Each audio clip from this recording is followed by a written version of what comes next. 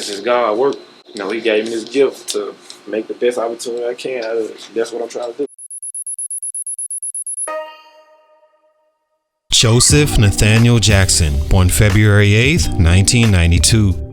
I'm sure some of you read that title and said to yourself, Memphis icon. Well, yes, according to the locals in Memphis, he's a high school icon right now.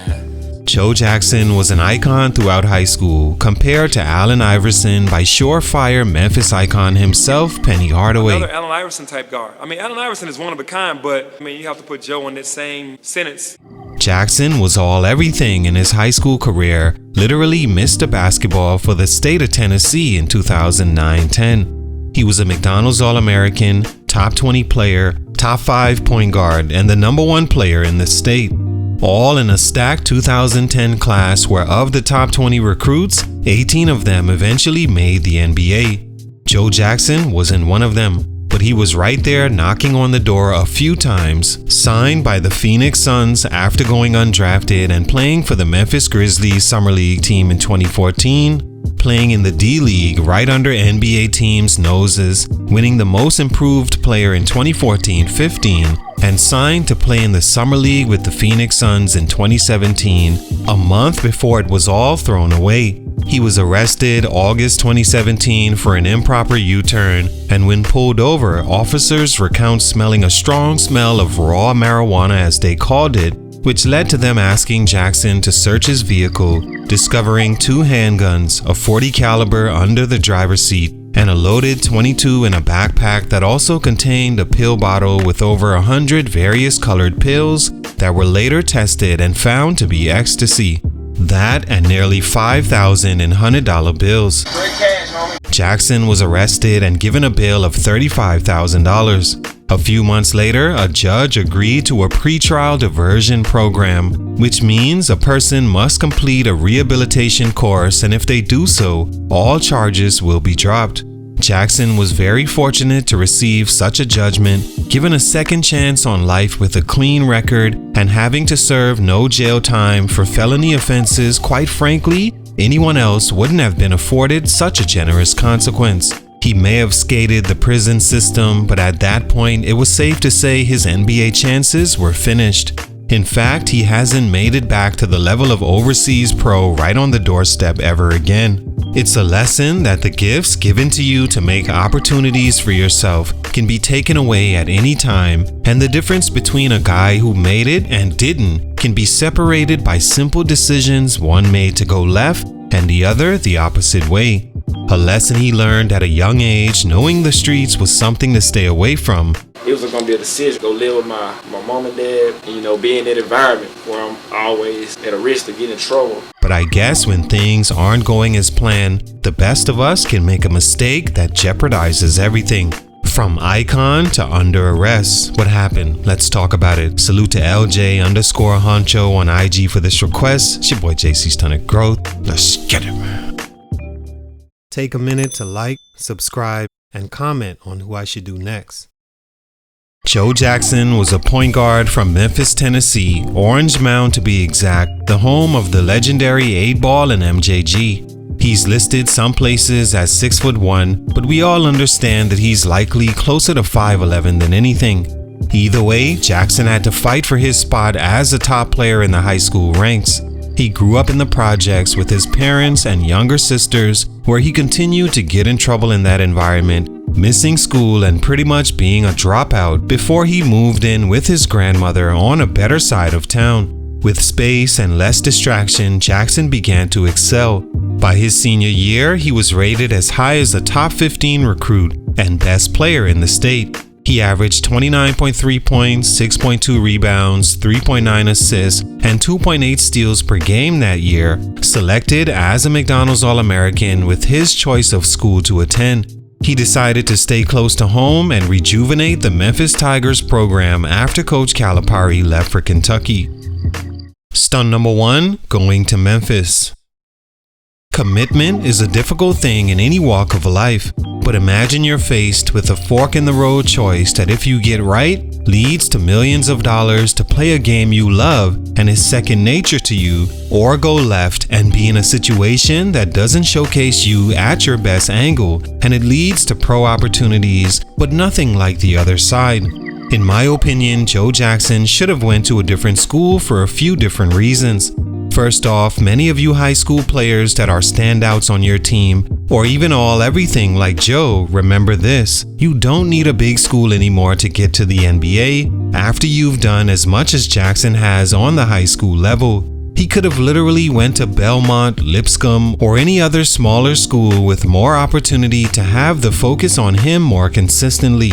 Him coming in as an All-American at a mid-major and averaging 15 to 18 points per game, over 5 assists, and shooting nice percentages, especially from 3 and free throw line, could have led to him possibly being a one-and-done player. As a McDonald's All-American, all eyes are on every single one of them. He may have only scored 2 points in the McDonald's game, but scouts want to represent or bring the best to the table and look at those guys and how they're doing on the college level first. Jackson at a school that didn't have a future NBA player on the roster practically every year, sometimes multiple, somewhere he can play the same role he dominated in high school, would have been ideal no matter what name is on the front of the jersey.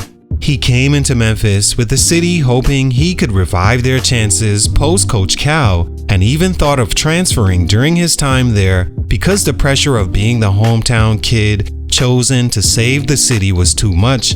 He was overshadowed by NBA players on the roster each year except his senior season, but by then it was too late. He hadn't stood out enough in those 4 years at Memphis and caused him to miss out on a near sure thing for McDonald's All-Americans. At a different school where he was the star from day one, his chances would have been much better. Stunt number 2, special skill set. The NBA has pretty much evolved into a place for basketball players that have either an elite specific skill like shooting, passing, or defense, or they are extraordinary in multiple situations on the court.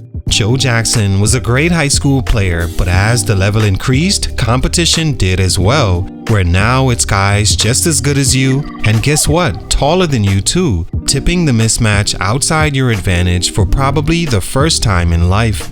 One of the biggest issues with Joe Jackson was he didn't give you numbers anywhere across the board that could make you overlook him being anywhere from 5'10" to the 6'1" he's listed as. In high school, he was this dynamic scorer that could shoot from anywhere and impossible to keep out the lane. He finished above the trees with up and under layups or windmill dunks on the break, catching his share of bodies as well.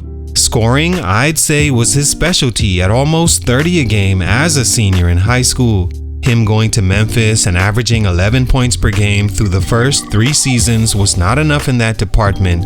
Add to that 4 assists, 33% from 3, and 27% his senior year, and mid-70s from the free throw line. 4-year players are already frowned upon for not developing sooner, so him still being a solid player but not breaking out with an elite skill set in some area made it difficult for a team to draft him over a guy taller and a few years younger with more potential. He still had a solid college career, winning the conference tournament MVP back-to-back in 2011 and 2012, and taking his team to the tournament in 2013. He was also a top 30 finalist for Naismith Player of the Year, none of which made teams overlook the above mentioned. Stunt number 3, stop digging too soon. You know that saying that most people give up digging right before they strike gold and change direction when the going gets the darkest? Well, Joe Jackson sort of did that as well, being arrested a month after an NBA Summer League opportunity. Who knows if an NBA call was on its way or opportunity to further his overseas career was on the other line. Not sure why he agreed to a vehicle search or if he had no choice, but for the cops to find the felonies they did, at least 4 in one car, driven by a guy that was just hoping to potentially make millions, was shocking to hear. The thing is, Joe has been all over the world to hoop, beginning in Korea, where his team won a championship after a stint in the D-League. He moved to China, Israel, and back to the D-League again. pardon me if I just don't see the need for such a sacrifice, having 2 guns on you, all that cash, and pills that seem like a person about to distribute, as close as he was to his dream of playing in the NBA, where who knows, during the COVID 2020 year, where teams were fishing for players to fill in for protocol quarantine players was at an all-time high, anything could have happened. But the NBA will almost certainly stay away from these cases and players, even if they get off with a slap on the wrist. He was right on the cusp, but the arrest ended that all. All in all, Joe Jackson was a legend in Memphis who made some bad choices since leaving high school, and it cost him a lot as a basketball player and person. He still achieved a lot and at least got to play professionally for years before it was all over. Great amateur player with a unique story, but for these reasons, his growth was stunted. Salute, much respect. It's your boy JC Stunted Growth, and I'm out.